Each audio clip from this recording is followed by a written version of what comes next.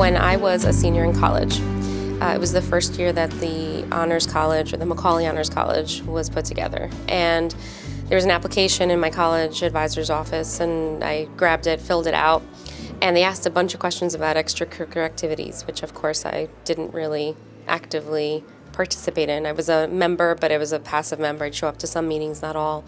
Definitely wasn't an officer, and definitely didn't go out of my way to get involved. So when I was called back and asked to come in for an interview, I was surprised.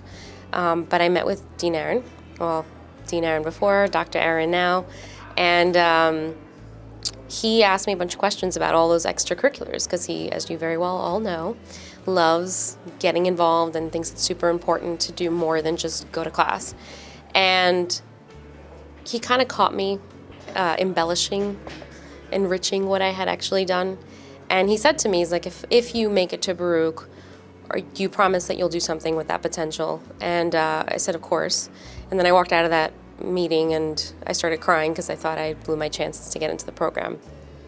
But little did I know that Dr. Aaron actually put in a very good review on me, and I was able to actually get into the school and the program. And when I got here, I'll never forget my first week at Baruch. Dr. Aaron actually showed up to my classes to talk to me about Shadow Days, because he said, you promised you would get involved, and I said, yes, I promised I would. So that's actually how he got me involved in Golden Key, and the rest is history. If it wasn't because of all the effort and, encouragement that I received from Dr. Aaron, my life or my experience at Baruch would not have been the same, and my life to date would not be the same. To this moment, he keeps in touch. I hear from him at least once every month, and it's always really nice to know that there's someone sort of in your corner encouraging you to reach for the stars and do whatever you might sometimes not think that you can do. So I have a lot of great memories about Dr. Aaron. It's hard to pick out just one because we did spend a lot of time together, and we had a lot of those early morning chats about how to best approach Golden Key activities and how to really make a difference in the community. But if I had to choose one, I would say it was actually after college. We were at a Vietnamese restaurant just reflecting on our time at Baruch and during my presidency. And I realized how much I had grown as an individual. I recall a lot of the great experiences that happened to me and how I actually became so much more of a person. It was transcendental in the way that I started from my freshman year to where I was then, a few years afterward, when I was already in my career and I considered all that I had done. And I really want to thank Dr. Aaron for all that he's given to us. He put his heart and soul into this organization, and he's made a huge difference. And I know he's made a huge difference for me, and I want to thank him for all that he's done. I think all the chapter presidents know and may fondly remember meeting with Dr. Aaron every week, usually early in the morning because he's an early bird. Sometimes we as students, we send an email at 3 in the morning because we stayed up all night doing schoolwork, but that's when Dr. Aaron is getting into the office. But for me, my relationship with him started back in freshman year, and that's the reason why I have a really hard time trying to pinpoint a specific memory.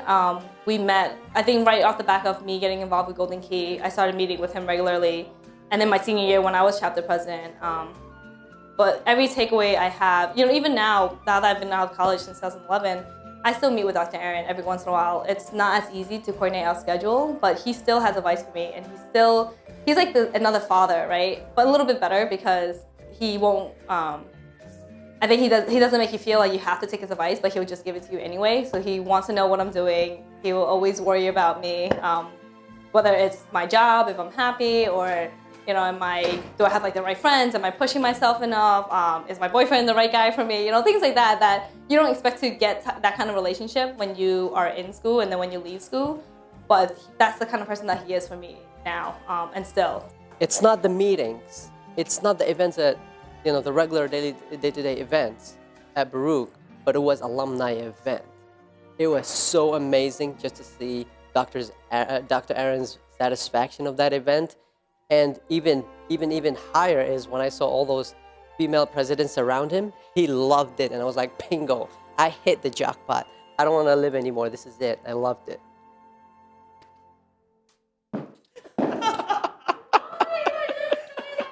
That was the best memory. We could rewatch it and this one.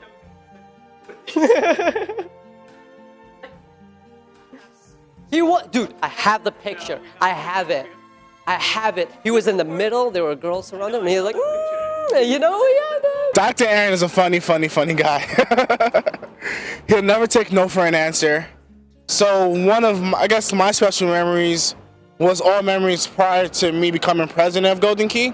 Dr. Aaron was very adamant and wanted me to be involved in Golden Key and eventually one day leading it. Although my path to becoming president wasn't a straight one, I eventually did. So I do want to say thank you for believing in me and having a positive thought that I can actually lead an organization that's good and as successful as Golden Key. Dr. Aaron is an amazing person. He's been like a father to me, and I've known him ever since I've joined Golden Key when I was a freshman. And when he first interviewed me, he was wondering why I was so shy and often shrunken back in the chair like my cousin.